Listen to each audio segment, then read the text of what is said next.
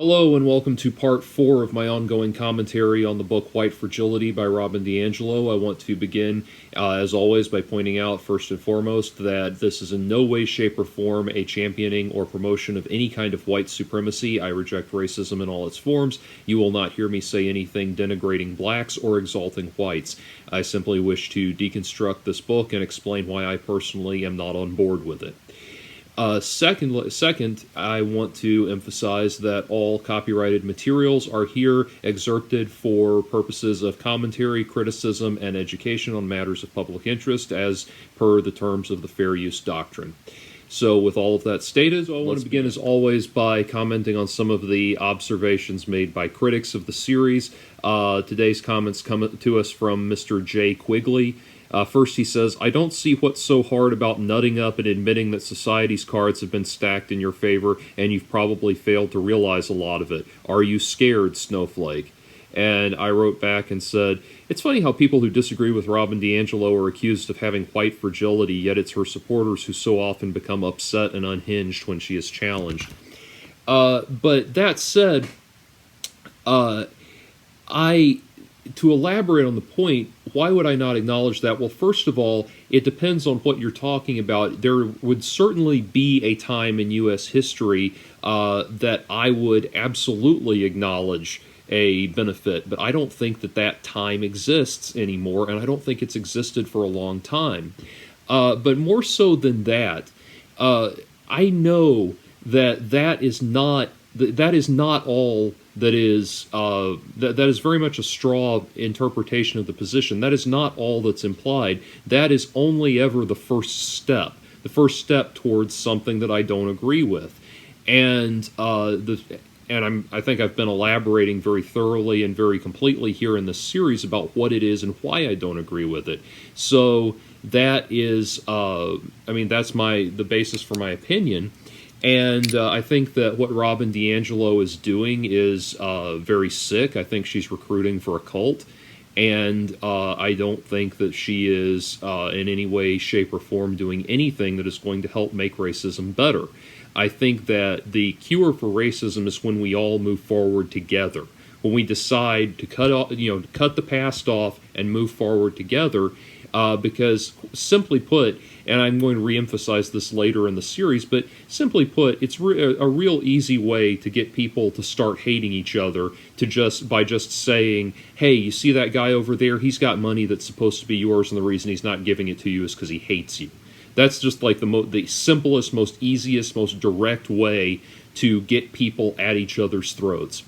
And so you have to stop. After a while, you have to stop and ask yourself, why is it that it seems like when we bring about all of this crap, the white fragility nonsense, the bleeding heart, social justice nonsense, why is it that racial tension seems to be getting worse? And it's the same question that I posed to DiAngelo. Why is it she's supposed to be a diversity coordinator that's supposed to be able to help people work together better in the workplace, yet every time she keeps going on and on about it, how every time she leaves one of these seminars, people are angrier and more bitter than they were when they started.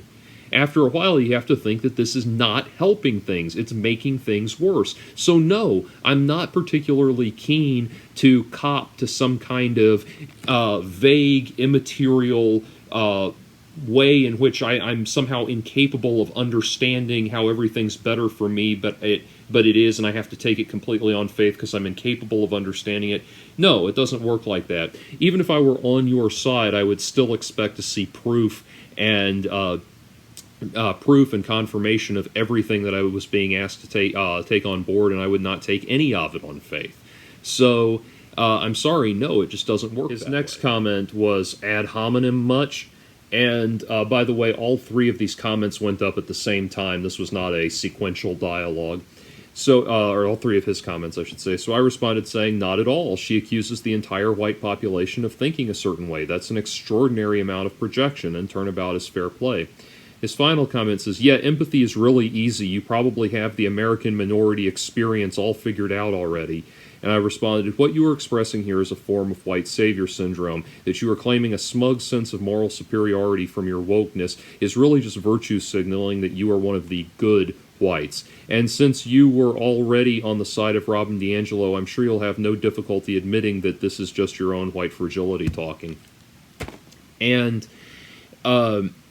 then that was my immediate response to him, which obviously it was a little bit of a smack back in the face and a little bit sarcastic, but and which is why I ended the discussion with him, because when I realized that I'm starting to get sarcastic, I'm starting to come at it from that angle. That's when the discussion is not healthy anymore. But anyway, to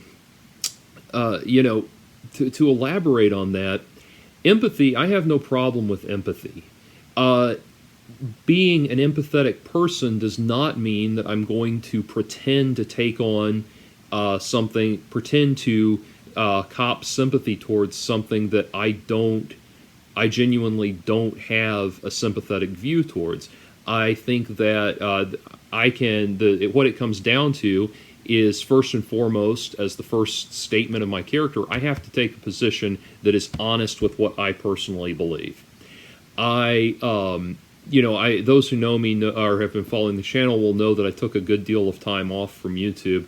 And in that time, one thing I was trying to do, I was genuinely trying to open myself up to all of these viewpoints and everything, and try to work with it and try to go along with it, and I found that I couldn't.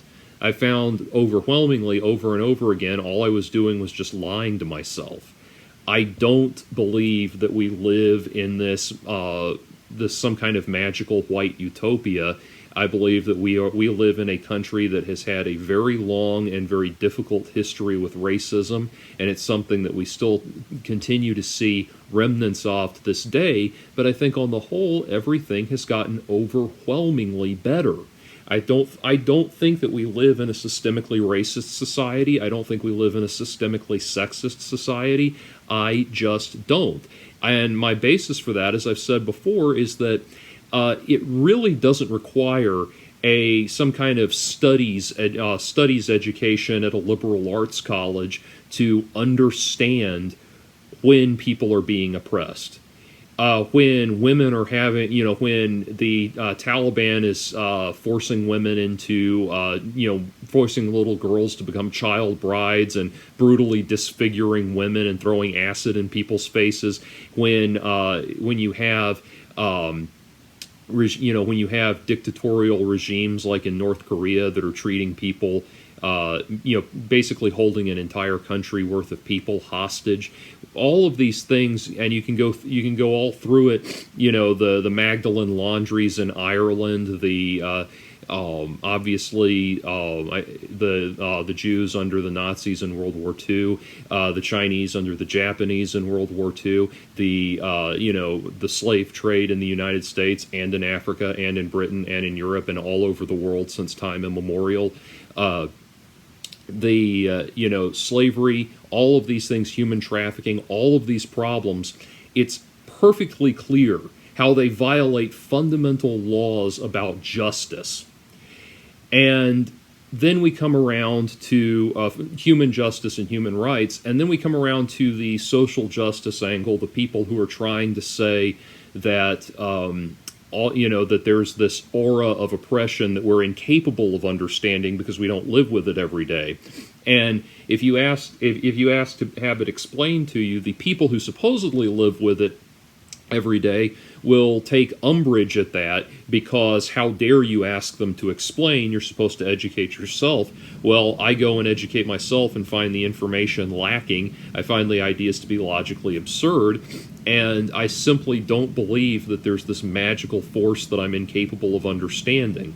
One of the reasons that I know that is bunk and I know that that's bullshit is that if I try to talk about experiences unique to me as whatever demographic I may fall into as a male or as a heterosexual or as this or that or whatever, I shudder to do white because I don't want to do any kind of white identity or anything like that. But, experiences that are unique to me and unique to my experience, these same social justice advocates will chortle at that. They'll give it absolutely no consideration whatsoever. So it's an entirely arbitrary position. You believe that the people who advance your agenda have a hidden level of oppression that nobody else can appreciate, and you think that the people you see as running contrary to your agenda do not.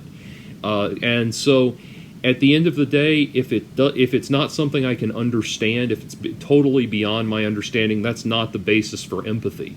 Empathy means that I do understand. It means that I identify with what you're saying on a deep personal level, that I can relate to it, that I can it balances with my experience, that it's something that I can comprehend. So if it's totally fundamentally beyond me and I'm completely incapable of understanding it, then no, I have no reason to take on faith that idea. So hopefully that answers your questions. All right, let's get to the discussion. There's this weird delay thing that's happening on the video for some reason. I don't know why, but I am aware of it. So anyway, moving forward. To illustrate an early lesson in white racial framing, imagine that a white mother and her white child are in the grocery store. The child sees a black man and shouts out, "Mommy, that man's skin is black." Several people, including the black man, turn to look. How do you imagine the mother would respond? Most people would immediately put their finger to their mouth and say, "Shush." When white people are asked what the mother might be feeling, most agree that she is likely to feel anxiety, tension, and embarrassment. Indeed, many of us have had similar experiences wherein the message was clear: we should not talk openly about race. When I use this example with my students, sometimes a student will say that the mother is just teaching her child to be polite. In other words, naming this man's race would be impolite. But why? What is shameful about being black, so shameful that we should pretend that we don't notice? 31 The mother's reaction would probably be the same if the man had a visible disability of some kind or was obese. But if the child had seen a white person and shouted out, "Mommy, that man's skin is white," it is unlikely that the mother would feel the same anxiety, tension, and embarrassment that would have accompanied the first statement. Now imagine that the child had shouted out how handsome a man was, or how strong. These statements would probably be met with chuckles and smiles. The child would not likely be shushed, because we consider these statements compliments. The example of a child publicly calling out a black man's race and embarrassing the mother illustrates several aspects of white children's racial socialization. First, children learn that it is taboo to openly talk about race. Second, they learn that people should pretend not to notice undesirable aspects that define some people as less valuable than others, a large birthmark on someone's face, a person using a wheelchair.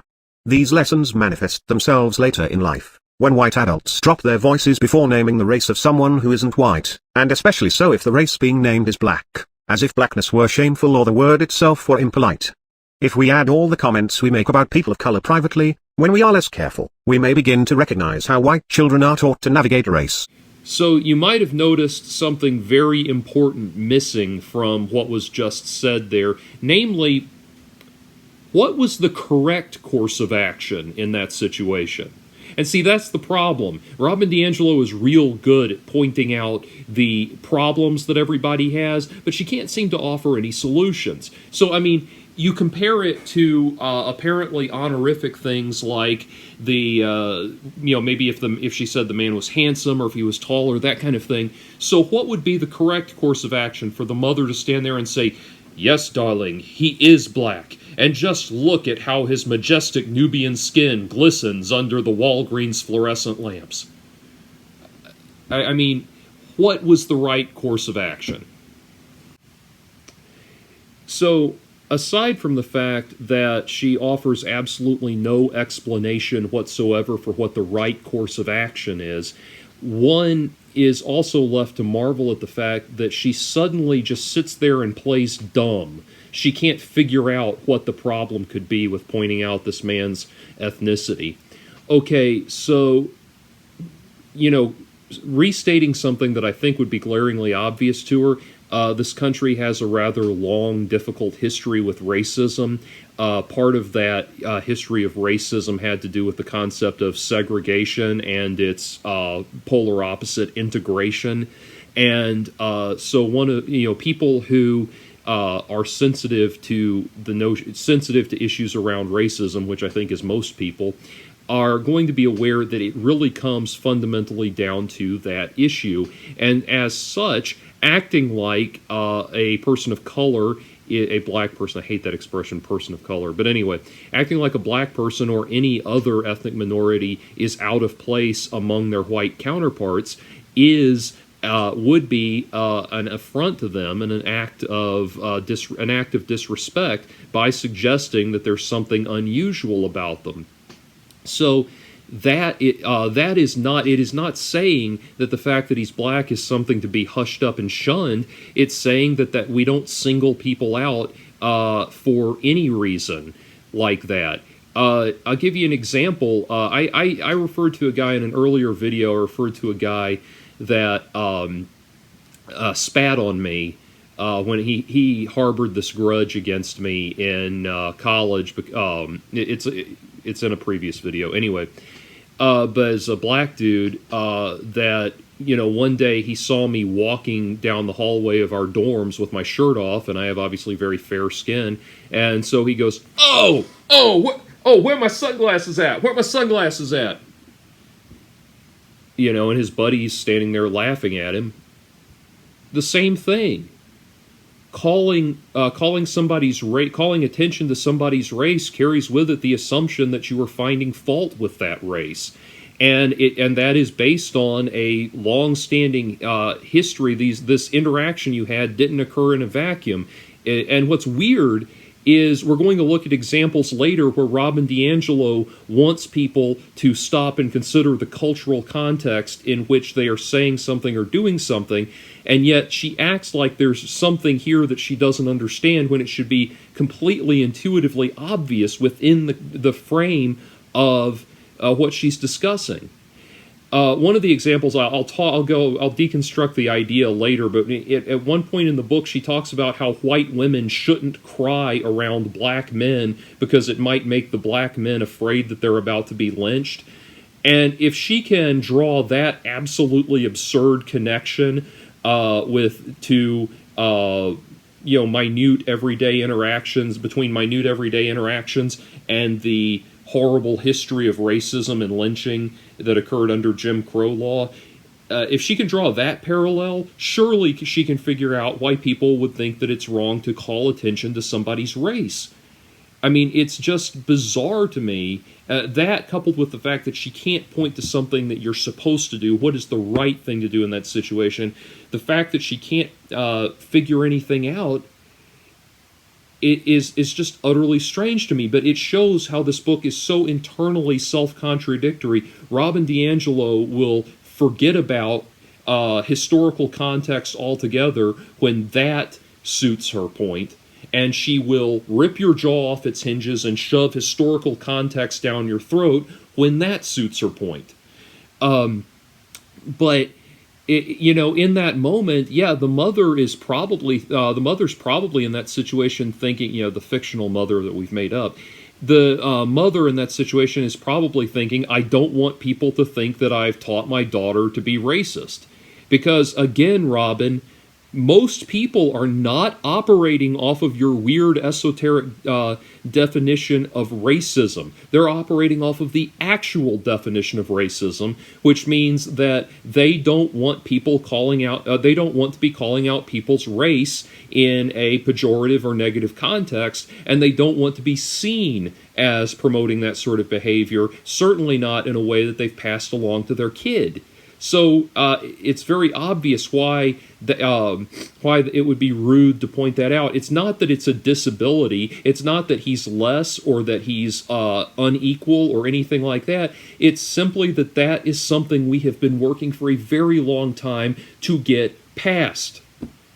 I don't understand why it's so, you talk about why is it so difficult to, as Mr. Quigley put it, why is it so difficult to nut up and understand this? Well, why is it so difficult for Robin DiAngelo suddenly so difficult for her to understand this? All right, so the next thing I want to look at is Robin DiAngelo's definition of this mythical concept that she calls whiteness. We might think of whiteness as all the aspects of being white, aspects that go beyond mere physical differences and are related to the meaning and resultant material advantage of being defined as white in society, what is granted and how it is granted based on that meaning. Instead of the typical focus on how racism hurts people of color, to examine whiteness is to focus on how racism elevates white people. Whiteness rests upon a foundational premise, the definition of whites as the norm or standard for human, and people of color as a deviation from that norm. Whiteness is not acknowledged by white people, and the white reference point is assumed to be universal and is imposed on everyone. White people find it very difficult to think about whiteness as a specific state of being that could have an impact on one's life and perceptions. Sorry I didn't get the full screen on that last clip, and if you haven't seen Dan Olson's commentary on 50 Shades of Grey, I actually highly recommend it. It's pretty interesting. Anyway, stop for a minute and think about what she's actually calling whiteness. What sounds more logical? That white people actually all secretly have this pathology that she thinks they have? Or if this is just something that occurs for people in any race when they happen to be in a region of the country or the world where their particular race has the largest population. If you were to take this white person who is surrounded, in her mind, surrounded almost exclusively by white people and therefore is guilty of this sin of whiteness that she describes, take this person and put them in Latin America, put them in Zaire, Zimbabwe, put them in Central Asia, in the Middle East, put them in Japan or China. Do you think they're going to look at those regions and still continue to think that they have this quote-unquote whiteness thing in those regions? No. The people in regions where people don't interact with other ethnicities, yeah, they probably stop thinking about their ethnicity in general. By the same token, in all of these other regions where they're not dealing with white people, they're not dealing with black people or Asians or Hispanic or whatever race, they're not interacting, they're only interacting with their own race, yeah, they probably do start to think of that as the default. And I'll tell you, from my own experience, what makes me, what reinforces that idea in my mind, there was a time, it was in 2017, I had to drive somebody up to West Virginia. And on the way there, I stopped, I was in probably, I was probably in West Virginia at this point where I stopped, but I stopped at this Walmart and went in, and every single person in there, every single person in that Walmart was white, without exception, and it was so weird to me because I live in the Atlanta area. I'm used to seeing white people as the punctuation mark, not the entire sentence. So that was weird and surreal to me to see all white people. I live in, the complex I live in is probably 98.9% black. So do you think I walk around this complex with a sense of whiteness, as you call it? Fuck no. And I think that is true in the case of any situation where you take somebody and you take them and place them in either the minority position or the majority position. That's naturally just what's going to happen. So it's not some kind of evil, pervasive pathology.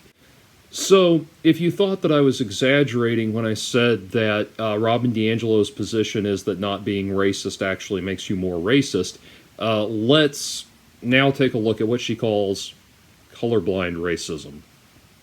What is termed colorblind racism is an example of racism's ability to adapt to cultural changes.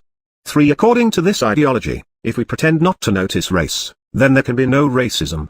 The idea is based on a line from the famous "I Have a Dream" speech given by Dr. Martin Luther King in 1963 during the March on Washington for Jobs and Freedom. At the time of King's speech, it was much more socially acceptable for white people to admit to their racial prejudices and belief in white racial superiority. But many white people had never witnessed the kind of violence to which blacks were subjected. Because the struggle for civil rights was televised, whites across the nation watched in horror as black men, women, and children were attacked by police dogs and fire hoses during peaceful protests and beaten and dragged away from lunch counters. Once the Civil Rights Act of 1964 was passed, a landmark civil rights and U.S. labor law that outlaws discrimination based on race, color, religion, sex, or national origin, it was less acceptable for white people to admit to racial prejudice. They did not want to be associated with the racist acts they had witnessed on television. So again, we see this default assumption from Robin that these were not just decent people with no hate in their heart that wanted to try to do better or wanted to disassociate themselves from acts of violence and prejudice that they found genuinely abhorrent. No, this is somehow a dodge on the part of white people. It comes down to Robin DiAngelo's own personal incredulity, that she simply refuses to believe that people want to be better and are doing the best they can with what they've got. No, on the basis of absolutely nothing, she asserts that this is some sort of clandestine dodge of responsibility on the part of white people. Also, and I keep coming back to this, if this bizarre notion she has that white people were somehow completely in charge of the culture and completely in complete dominant control of the culture, if that's somehow true, why would it have ever become culturally unacceptable to express racist viewpoints? Occam's razor, of course, the simplest answer is that she's wrong. Anyway, now we're going to get to watch Robin DiAngelo bastardize the words of Martin Luther King in a manner that is so brazenly despicable that she is not only a bad person, not only a bad educator, not only a bad commentator, but arguably a bad American. In addition to the fact that discrimination was now illegal, one line of King's speech in particular, that one day he might be judged by the content of his character and not the color of his skin, was seized upon by the white public because the words were seen to provide a simple and immediate solution to racial tensions: pretend that we don't see race, and racism will end. Colorblindness was now promoted as the remedy for racism, with white people insisting that they didn't see race or, if they did, that it had no meaning to them. Clearly, the civil rights movement didn't end racism, nor have claims of colorblindness.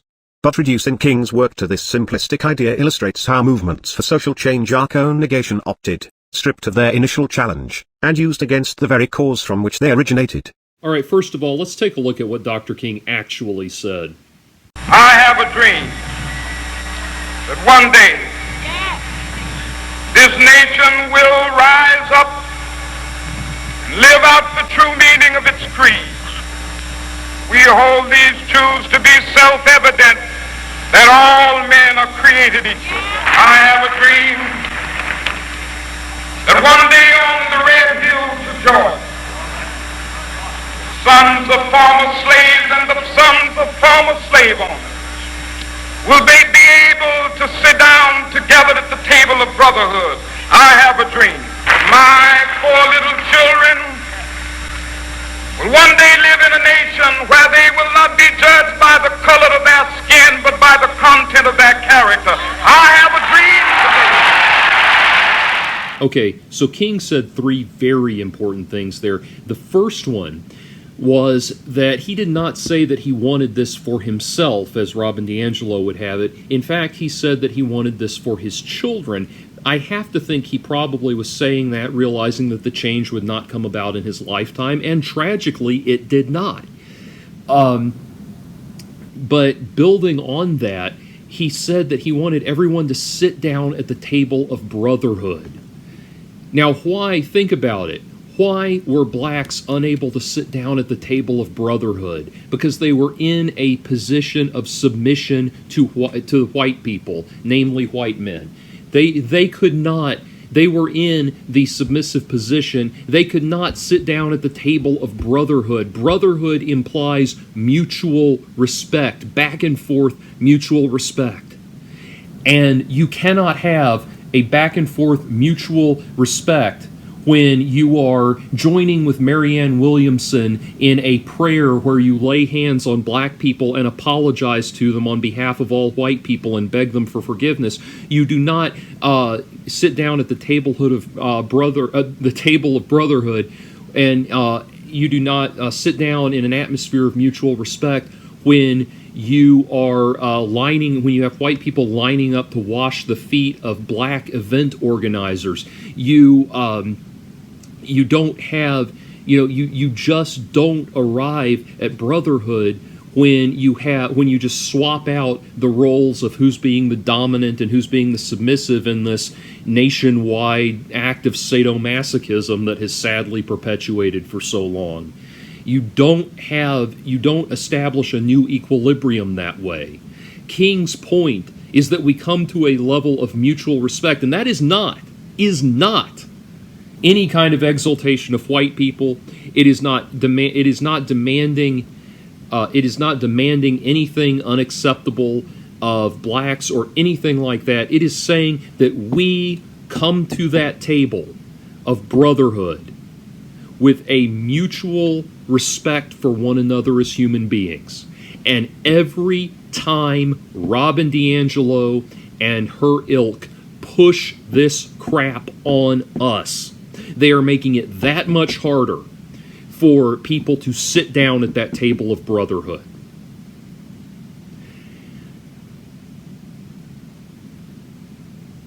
By what she is doing, I made a video a while back called "Your White Masochism Isn't Helping," and this is exactly the point. All you are doing when white people prostrate themselves in this bizarre crap that I truly never thought I would live to see, these widespread, I mean, you even have had recent things where white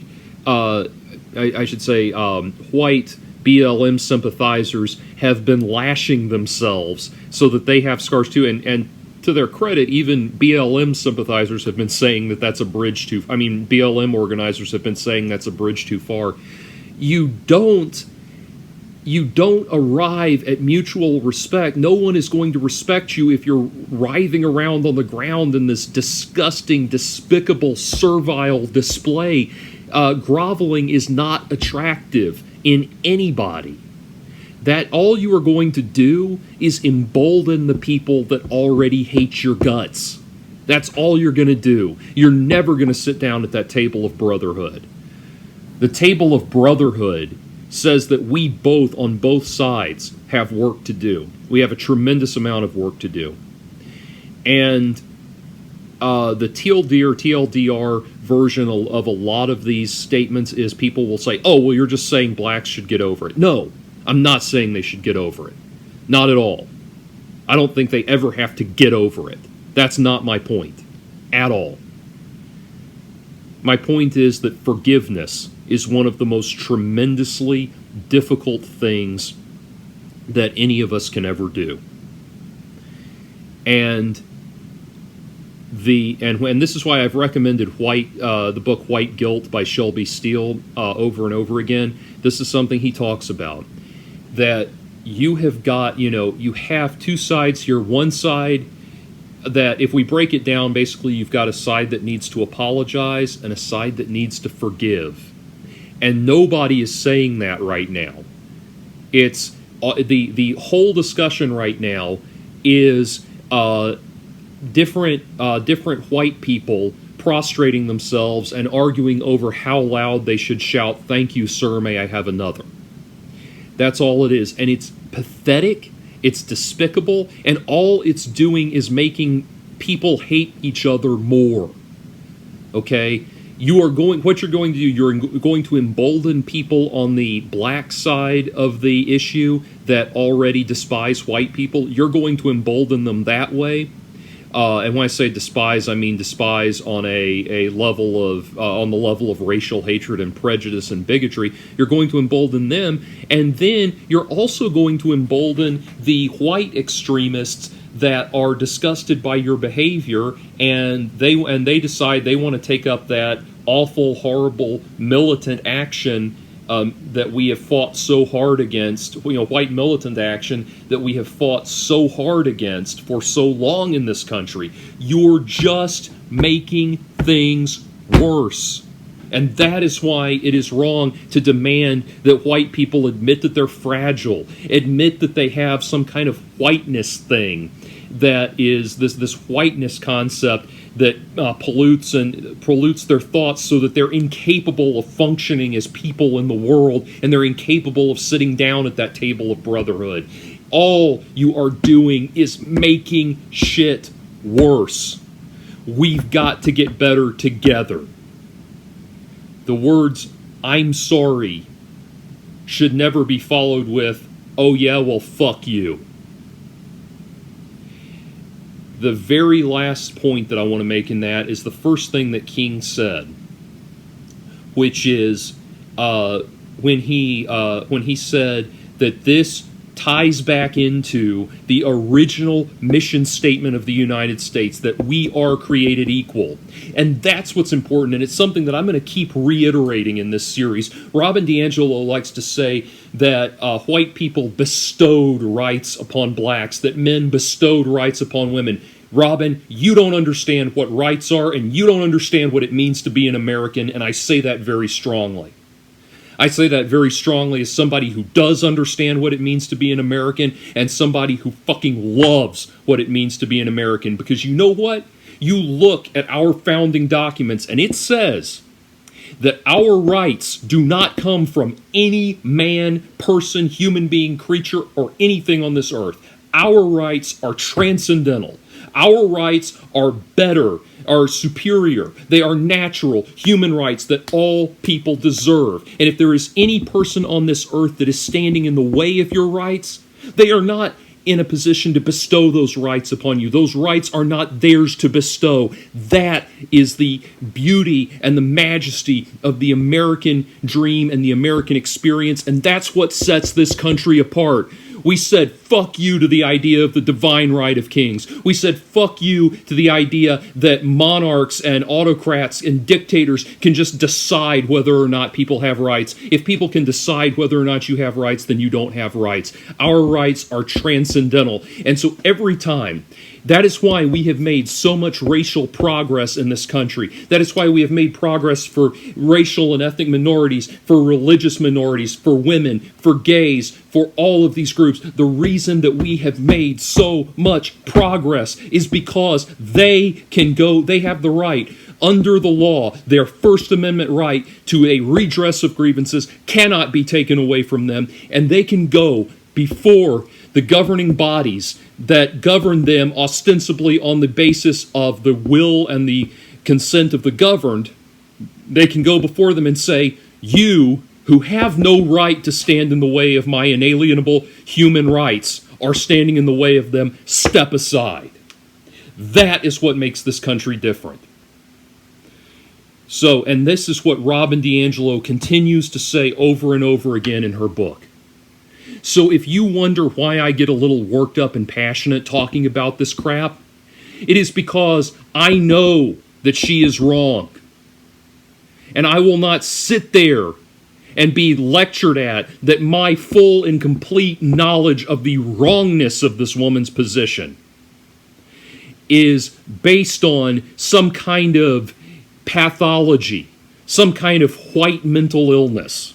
Absolutely not. To hell with that, and to hell with any idea, any suggestion that this country is this horrible dictocratic hellhole that she says it is. We are not perfect. We are far, far, far from perfect. But we have learned over time, to get better.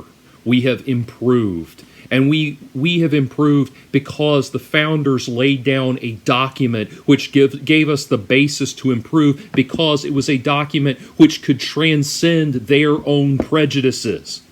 That is what is incredible about this country. That is what is totally unique. And no, I will not give that up. No, I will not apologize for that. I'm glad we have that. I'm glad we live in a country where races can demand to be treated equally and have a document guaranteeing their right to be treated that way. And no, we have not always lived up to that. We have, in fact, it has been like I have said before, there are a great many people who have been dragged kicking and screaming into the 21st century in this country, but we persevered anyway because that is what America is. America, this is the state of America. It is It is a place where we are going to be in constant flux because there's always going to be, things are always going to be getting upended because they're always going to be getting better if we're doing it right.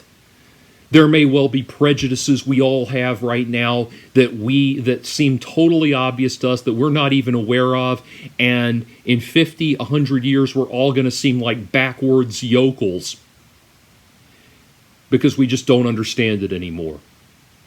No, Robin, the I Have a Dream speech was not co-opted by white people so they could keep on secretly being racist. The I Have a Dream speech was a visionary understanding of what it means to be an American, and a glorious and beautiful recognition of the fact that to be American would mean to move forward together as one people above and beyond our races. You are here to undermine that. You are here to destroy that.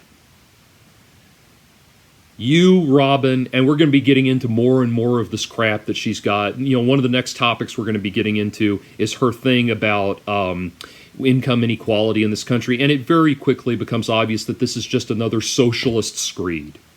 Robin DiAngelo, all you are is yet another socialist Marxist activist who has figured out that if they shout the word racism, then nobody's allowed to argue with them.